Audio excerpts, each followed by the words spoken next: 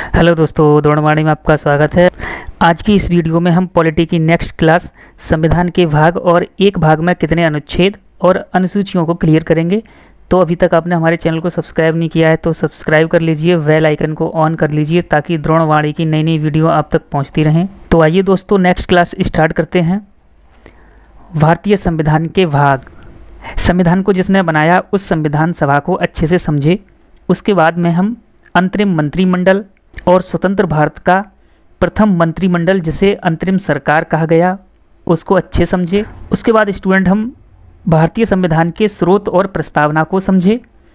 अब हम भारतीय संविधान के सभी भागों को अच्छे से समझते हैं और अनुसूचियों को भी समझेंगे।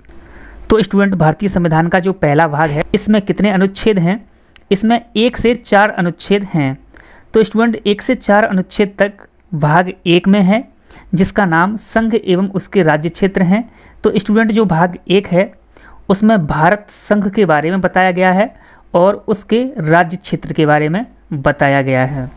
भाग 2 में नागरिकता के बारे में बताया गया है। तो जैसा कि स्टूडेंट इनको हम डिटेल में आगे पढ़ेंगे, अभी हम ये समझ रहे हैं कि कौन से भाग में क्या चीज़ है और उसमें कितने अनुच्छेद हैं।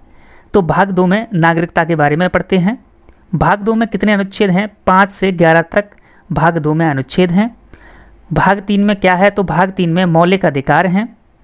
और स्टूडेंट, भाग 3 में कितने अनुच्छेद हैं? तो 12 से 35 तक अनुच्छेद भाग 3 में हैं। भाग 4 में क्या है? तो भाग 4 में नीति निर्देशक तत्व हैं जो स्टूडेंट आयरलैंड से लिए गए थे। तो स्टूडेंट, भाग 4 में कितने अनुच्छेद हैं? भाग 4 में 36 से 51 तक अनुच्छेद हैं। भाग 4 का में मूल कर्तव्य हैं। और स्टूडेंट, इसमें कितने अनुच्छेद हैं? इसमें एक ही अनुच्छेद है 51 का। और स्टूडेंट, ये भाग बाद में जोड़ा गया है 42वें संविधान संशोधन 1976 के तहत भाग 4 का जोड़ा गया था जिसमें मूल कर्तव्य जोड़े गए हैं। भाग 5 में स्टूडेंट संघ है। जो संघ की सभी व्यवस्थाएं हैं वो भाग 5 में पढ़ते हैं। और स्टूडेंट, भाग 5 में कितने अनुच्छेद हैं? अनुच्छेद 52 से 151 तक भाग 5 में पढ़ते हैं हम। भाग 6 में राज्य की सभी व्यवस्थाएं हैं और इसमें 152 अनुच्छेद से 237 अनुच्छेद तक हैं। भाग 7 में राज्यों को श्रेणियों में बांटना। जी हाँ दोस्तों, भाग 7 में क्या है? तो भाग 7 में जब हमारा संविधान लागू हुआ था 26 जनवरी 1950 को, तब हमारे देश में जितने राज्य थे उन सभी राज्यों को श्रेणियों में बांटा गया था। ABCD 4 श्रेणी बनाई गई थी। उन 4 श्रेणियों में जितने भी राज्य थे उन राज्यों को रखा गया था। और भाग 7 में कितने अनुच्छेद हैं? तो इसमें एक ही अनुच्छेद था, 138 अनुच्छेद भाग 7 में था। और स्टूडेंट, जो भाग 7 है उसे कैंसिल कर दिया गया है, अर्थात इसे निरसित कर दिया गया है। तो निरसित कौन से संविधान संशोधन के तहत किया गया है? भाग 7वें संविधान संशोधन 1956 में। जी हाँ दोस्तों, 1956 में 7वां संविधान संशोधन हुआ था और 7वें संविधान संशोधन के तहत भाग 7 को कैंसिल कर दिया गया, निरसित कर दिया गया है। अभी स्टूडेंट, भाग 7 खाली है, इसमें कुछ भी नहीं है। भाग 8 में क्या है? संघ राज्य क्षेत्र है। संघ राज्य क्षेत्र का मतलब होता है स्टूडेंट केंद्र शासित प्रदेश। और भाग 8 में कितने अनुच्छेद हैं? तो 239 से 242 अनुच्छेद तक भाग 8 में पढ़ते हैं हम। नेक्स्ट स्टूडेंट, भाग 9 में क्या है? पंचायतें। जो स्टूडेंट पंचायतें होती हैं, जो पंचायत 3 प्रकार में बांटी जाती हैं, जिले लेवल पे, क्षेत्र लेवल पे और ग्राम लेवल पे। पंचायत के बारे में पूरी डिटेल भाग 9 में दी गई है। स्टूडेंट, पहले भाग 9 में कुछ और था, बाद में पंचायती राज व्यवस्था जोड़ी गई है भाग 9 में। तो स्टूडेंट, ये कब जोड़ी गई? कौन से संविधान संशोधन के तहत जोड़ी गई और इसमें कितने अनुच्छेद हैं? तो अनुच्छेद की बात करते हैं। अनुच्छेद 243 से 243 ओ तक हैं। स्टूडेंट, यहाँ से क्वेश्चन बनता है भाग 9 में कितने अनुच्छेद हैं या कहाँ से कहाँ तक हैं? तो याद रखना है 243 अनुच्छेद से 243 ओ तक भाग 9 में हैं। और ये 73वें संविधान संशोधन के तहत 1992 में जोड़ा गया था। तो 1992 में ये प्रस्ताव पास हुआ था, 93 में लागू हुआ था, इसलिए 1992-93 लिखा रहता है। 73वें संविधान संशोधन 1992-93 के तहत भाग 9 में पंचायती राज व्यवस्था जोड़ी गई थी। नेक्स्ट, भाग 9 का में क्या है? नगर पालिकाएं हैं। और इसमें कितने अनुच्छेद हैं? 243 P से 243 ZG तक। स्टूडेंट, भाग 9 का में जो नगर पालिकाएँ हैं ये 74वें संविधान संशोधन 1992-93 के तहत जोड़ी गई थी।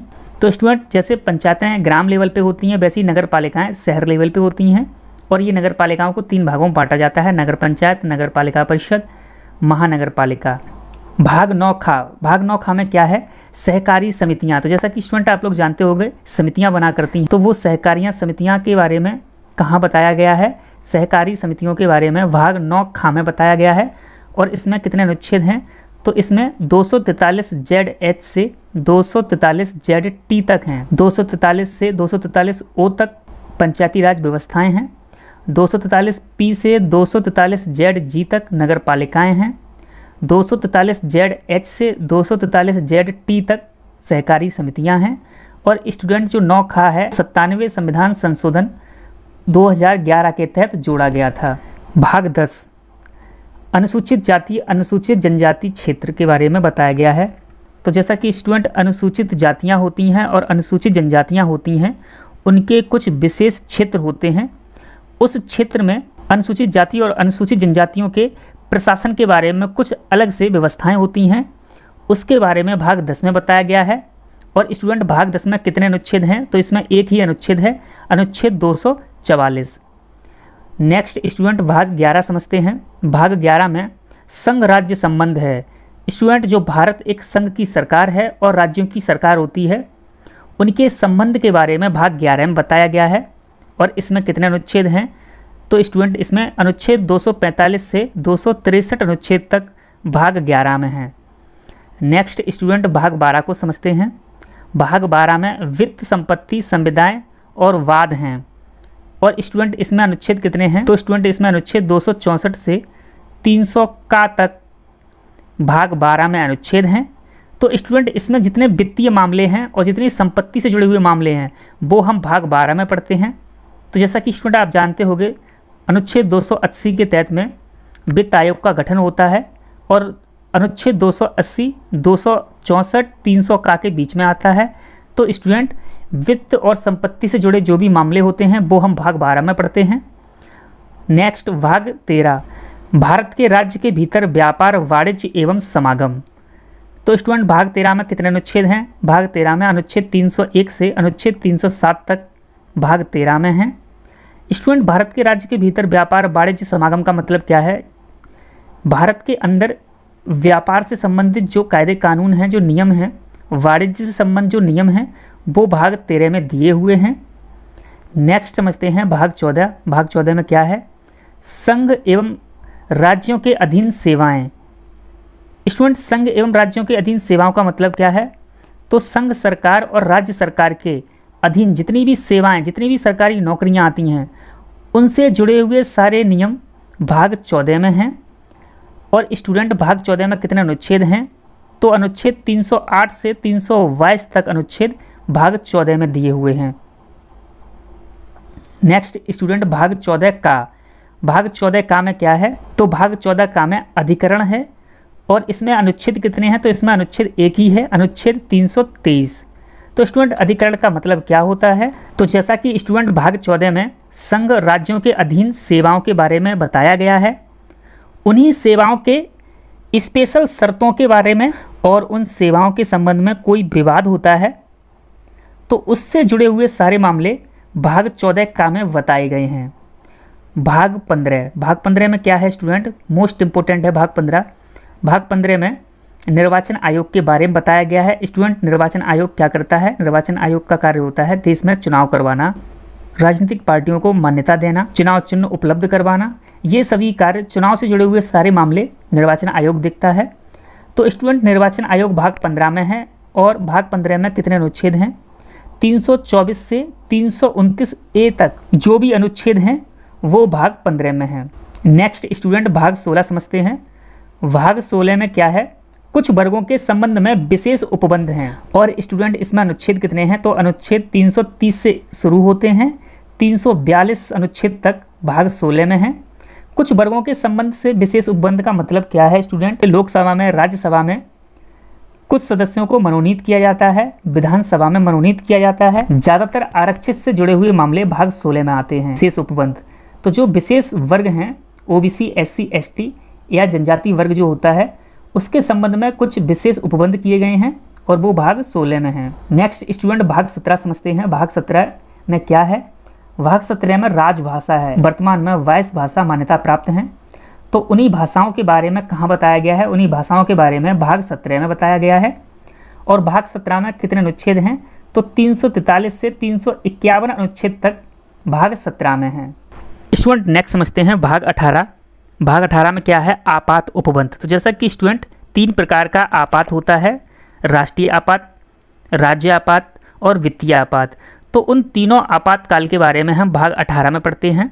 और भाग 18 में कितने अनुच्छेद हैं? तो 352 से 360 अनुच्छेद तक भाग 18 में पढ़ते हैं।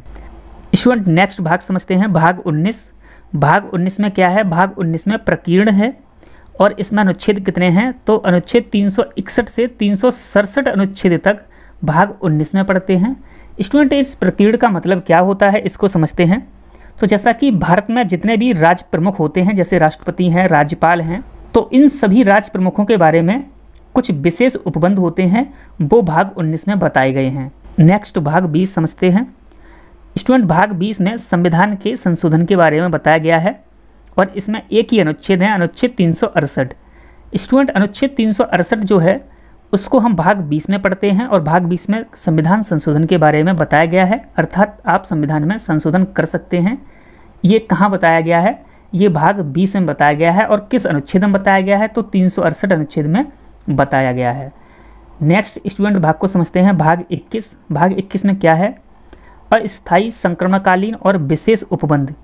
स्टूडेंट भाग 21 में कितने अनुच्छेद हैं? तो 369 अनुच्छेद से 392 अनुच्छेद तक भाग 21 में पढ़ते हैं। तो स्टूडेंट अस्थायी संक्रमणकालीन और विशेष उपबंध का मतलब क्या है? जो भी टेम्पररी चीज़ रखी जाती हैं, जो भी अस्थायी चीज़ रखी जाती हैं, वो भाग 21 में रखते हैं।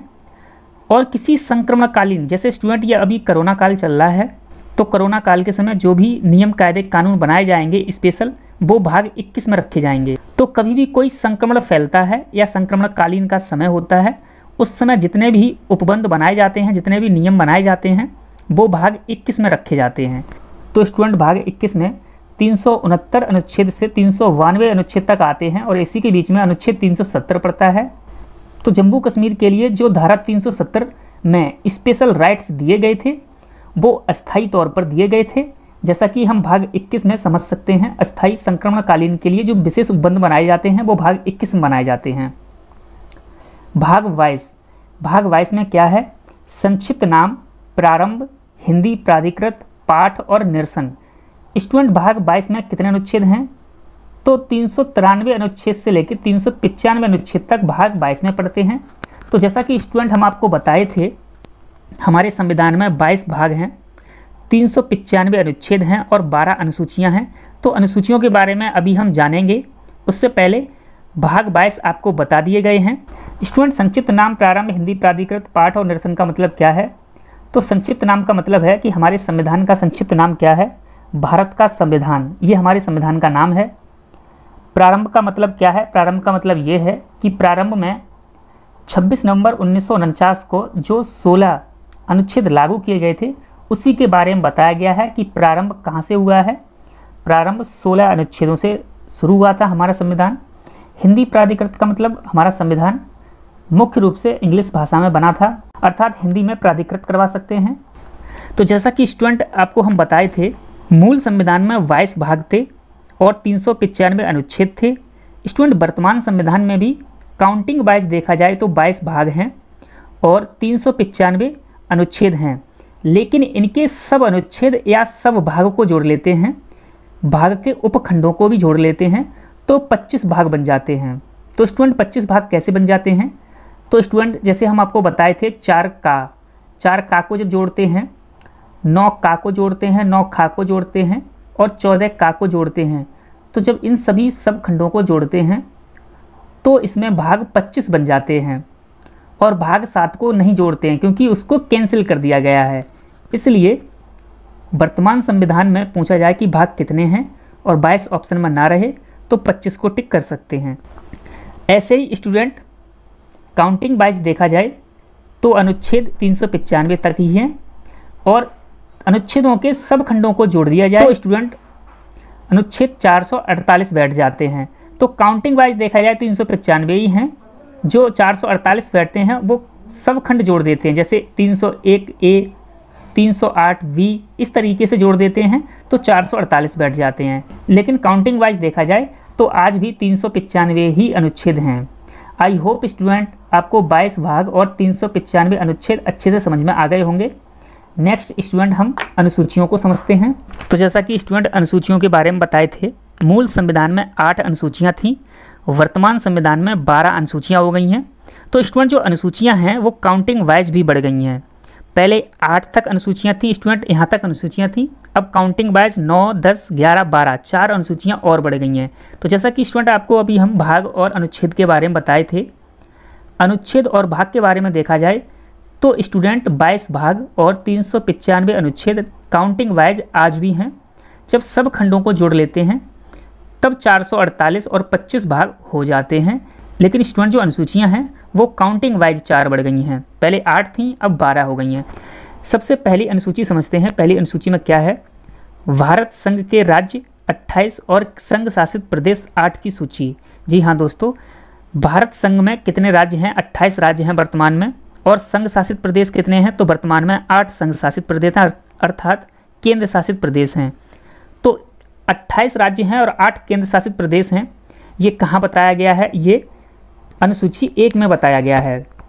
अनुसूची 2 में क्या बताया गया है? अनुसूची 2 में स्टूडेंट राज्य व्यवस्था से जुड़े हुए पदाधिकारियों का वेतन। तो स्टूडेंट जो राज्य व्यवस्था से जुड़े हुए होते हैं, सांसद हैं, विधायक हैं, मंत्री हैं, ये जो लोग होते हैं राज्य व्यवस्था से जुड़े हुए होते हैं, इन सभी की सैलरी के बारे में अनुसूची 2 में बताया गया है।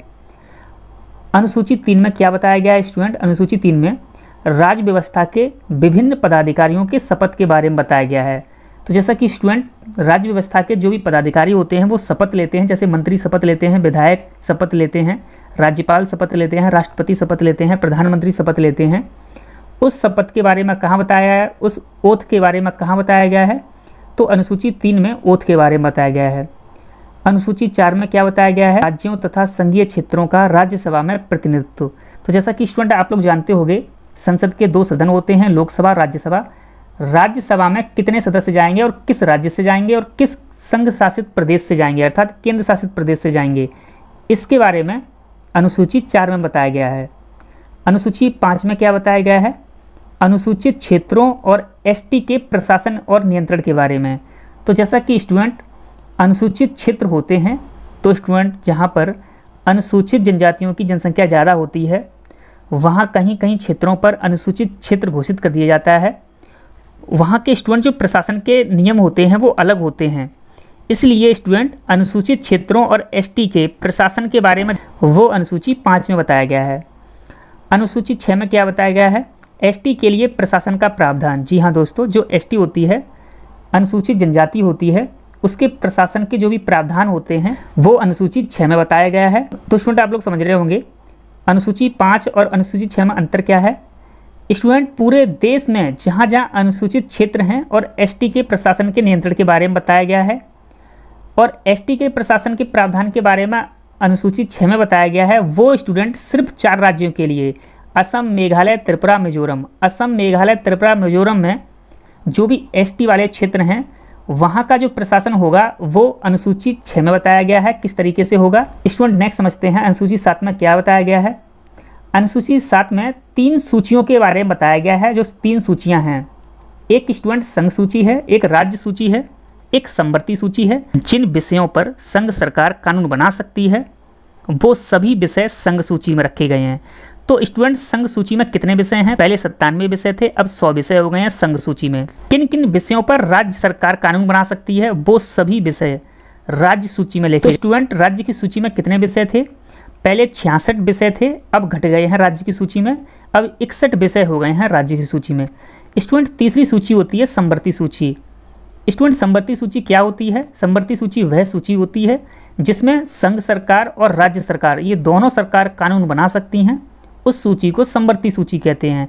तो स्टूडेंट समवर्ती सूची में कितने विषय हैं? पहले 47 विषय थे, अब 52 विषय हो गए हैं समवर्ती सूची में। तो जैसा कि स्टूडेंट शिक्षा है, शिक्षा समवर्ती सूची का विषय है क्योंकि शिक्षा पर राज्य सरकार भी कानून बना सकती है और संघ सरकार भी कानून बना सकती है। तो ऐसे कोई विषय जिस पर दोनों सरकार कानून बना सकती है, उन सभी विषयों को समवर्ती सूची में रखते हैं। स्टूडेंट अनुसूची 8 समझते हैं, इसमें क्या है। इसमें भारत की 22 भाषाओं का उल्लेख किया गया है। मूल संविधान में 14 भाषाओं का उल्लेख था। जी हाँ दोस्तों, जो वर्तमान में 22 मान्यता प्राप्त भाषा हैं, उन सभी भाषाओं के बारे में अनुसूची 8 में बताया गया है। मूल संविधान में कितनी भाषाओं को मान्यता प्राप्त दी गई थी, तो स्टूडेंट 14 भाषाएं थीं मूल संविधान में जिनको मान्यता प्रदान की गई थी। वर्तमान में 22 भाषा हो गई। इसको स्टूडेंट हम भाग 17 में डिटेल से पढ़ेंगे। मूल संविधान में यही 8 अनुसूचियाँ थीं। इसके बाद की जो 4 अनुसूचियाँ हैं, किसी न किसी संविधान संशोधन के तहत जोड़ी गई हैं। तो स्टूडेंट हम संविधान संशोधन भी पढ़ेंगे और उन अनुसूचियों में क्या है उसको भी जानेंगे। नेक्स्ट समझते हैं अनुसूची 9। अनुसूची 9 में क्या है, संपत्ति के अधिकार का अधिग्रहण। संपत्ति के अधिकार का अधिग्रहण अनुसूची 9 में है। स्टूडेंट इसका मतलब क्या है, इसका मतलब ये है कि जब हमारा संविधान लागू हुआ था तब स्टूडेंट जो संपत्ति का अधिकार था वो मौलिक अधिकार में। स्टूडेंट जो हमारी संपत्ति है वो सरकार नहीं ले सकती है, वो हमारा मौलिक अधिकार था। हम चाहते तो दे सकते, अगर हम नहीं चाहते तो ज़मीन नहीं दे सकते। स्टूडेंट जब संविधान लागू हुआ, संविधान लागू होने के बाद में समस्याएं आई। समस्याएं कैसे आई, जो संपत्ति का अधिकार था वो मौलिक अधिकार था। अगर संपत्ति का अधिकार मौलिक अधिकार होगा तो देश में विकास कैसे हो पाएगा, क्योंकि स्टेशन बनानी होगी, रेलवे प्लेटफॉर्म बनाना होगा, बस स्टैंड बनाना होगा, तो ज़मीन तो लेनी पड़ेगी। और ज़मीन अगर कोई आम जनता नहीं दे रही तो प्रॉब्लम क्रिएट हो रही थी। इसलिए संपत्ति को मौलिक अधिकार से हटा के संपत्ति को कानूनी अधिकार बनाया गया है। और संपत्ति का जो अधिकार था अधिग्रहण करने का, वो अनुसूची 9 में डाल दी। क्योंकि स्टूडेंट जो अनुसूची 9 जोड़ी गई थी वो फर्स्ट संविधान संशोधन 1951 में जोड़ी गई थी। अर्थात स्टूडेंट 1951 में जो पहला संविधान संशोधन हुआ था, उसी संशोधन के तहत में नवी अनुसूची जोड़ी गई थी। पहला संविधान संशोधन हुआ था वो संसद ने नहीं किया था, वो हमारी संविधान सभा ने ही किया था। क्योंकि स्टूडेंट लोकसभा और राज्यसभा 1952 में अस्तित्व में आए थे और पहला संविधान संशोधन 1951 में हुआ था। तो जैसा कि हम आपको बताए थे, जो संविधान सभा थी वो संविधान सभा के साथ साथ संसद का कार्य भी कर रही थी। स्टूडेंट जो नवी अनुसूची थी, उस नवी अनुसूची में संपत्ति के अधिग्रहण का अधिकार डाल दिया गया। और नवी अनुसूची जो थी, उस नवी अनुसूची में जो विषय डाल दिए जाते थे उस पर न्यायालय में चुनौती नहीं दी जा सकती थी। तो स्टूडेंट इसको समझते हैं, संपत्ति के अधिकार का अधिग्रहण अनुसूची 9 में है। इस अनुसूची में सम्मिलित विषयों को न्यायालय में चुनौती नहीं दी जा सकती थी। 11 जनवरी 2007 के एससी के फैसले अर्थात सुप्रीम कोर्ट के फैसले द्वारा यह कहा गया कि नवी अनुसूची में सम्मिलित किसी भी कानून को इस आधार पर चुनौती दी जा सकती है कि वह मौलिक अधिकार का उल्लंघन करता है। जी हाँ दोस्तों, इसको हम अच्छे से एक बार फिर से समझते हैं। तो जैसा कि संपत्ति के अधिकार के अधिग्रहण की बात अनुसूची 9 में डाली गई, और भी स्टूडेंट बहुत सारे विषय थे, उन सभी विषयों को अनुसूची 9 में डाल दिया गया। इससे स्टूडेंट क्या हो रहा था कि सरकार की मनमानी हो रही थी और स्टूडेंट सरकार जो कानून बनाती वो कानून अनुसूची 9 में डाल देती, तो इससे जनता का अहित भी हो सकता था। इसी बात को ध्यान में रखते हुए सुप्रीम कोर्ट ने फैसला सुनाया कि अनुसूची 9 में जो भी विषय डाले जाएंगे उन विषयों की भी रिव्यू हो सकता है, उन विषयों पर भी चुनौती दी जा सकती है कोर्ट में, इस आधार पर कि मौलिक अधिकार का तो हनन नहीं हो रहा है। अगर मौलिक अधिकार का हनन होगा तो उस कानून को निरस्त किया जाएगा, अगर मौलिक अधिकार का हनन नहीं हो रहा होगा तो कानून को रद्द नहीं किया जाएगा। कुल मिला के ये था कि न्यायालय में चुनौती तो दी जा सकती है। नेक्स्ट स्टूडेंट समझते हैं 10वीं अनुसूची। 10वीं अनुसूची में दल बदल का प्रावधान है। तो स्टूडेंट ये दल बदल का प्रावधान क्या है, इसको हम डिटेल में बताएंगे आपको। एक पार्टी से जीत के आए और दूसरे पार्टी में ना जा पाए, इसलिए इसके संबंध में कुछ कानून बनाए गए थे। और स्टूडेंट ये 10वीं अनुसूची 52वें संविधान संशोधन के तहत 1985 में जोड़ी गई थी। 11वीं अनुसूची को समझते हैं स्टूडेंट। 11वीं अनुसूची में क्या है, पंचायती राज व्यवस्थाओं का उल्लेख है। जी हाँ दोस्तों, जो पंचायती राज व्यवस्थाओं के बारे में हम आपको बताए थे, 3 लेयर में होती है पंचायती राज व्यवस्था, वो पंचायती राज व्यवस्था अनुसूची 11 में है। और ये 73वें संविधान संशोधन 1992-93 में जोड़ी गई थी। और स्टूडेंट पंचायती राज से जुड़े हुए कितने विषय हैं, कितने कार्य क्षेत्र हैं जो अनुसूची 11 में जोड़े गए हैं, 29 कार्य क्षेत्र हैं। स्टूडेंट जो अनुसूची 12 है, इसमें क्या है, शहरी क्षेत्रों में स्वशासन संस्थाओं का उल्लेख, नगर पंचायत, नगर पालिका परिषद, महानगर पालिका, इसी को स्टूडेंट शहरी क्षेत्रों में स्वशासन संस्था कहते हैं। और इस अनुसूची को 74वें संविधान संशोधन 1992-93 में जोड़ा गया था। स्टूडेंट शहरी क्षेत्रों में जो स्वशासन संस्था हैं, इसमें 18 कार्य क्षेत्र होते हैं। तो जैसे कि पंचायती राज व्यवस्थाओं में 29 कार्य क्षेत्र हैं, वैसे ही शहरी क्षेत्रों में स्वशासन संस्था जो होती हैं उसमें 18 कार्य क्षेत्र आते हैं। तो स्टूडेंट आप लोग अच्छे समझ गए होंगे कि 9वीं अनुसूची पहले संविधान संशोधन 1951 में जोड़ी, 10वीं अनुसूची 52वें संविधान संशोधन 1985 में जोड़ी, 11वीं अनुसूची 73वें संविधान संशोधन 1992-93 में जोड़ी, 12वीं अनुसूची 74वें संविधान संशोधन 1992-93 में जोड़ी गई। तो स्टूडेंट ये 12 अनुसूचियाँ हो गई हैं। तो मूल संविधान में 8 अनुसूचियाँ थीं, वर्तमान संविधान में 12 अनुसूचियाँ हो गई हैं। आई होप स्टूडेंट संविधान के भाग और संविधान की अनुसूचियाँ आपको अच्छे से समझ में आई होंगी। तो स्टूडेंट नेक्स्ट वीडियो में हम भाग 1 पढ़ेंगे और भाग 1 में जो 4 अनुच्छेद हैं उन 4 अनुच्छेदों के बारे में डिटेल से जानेंगे।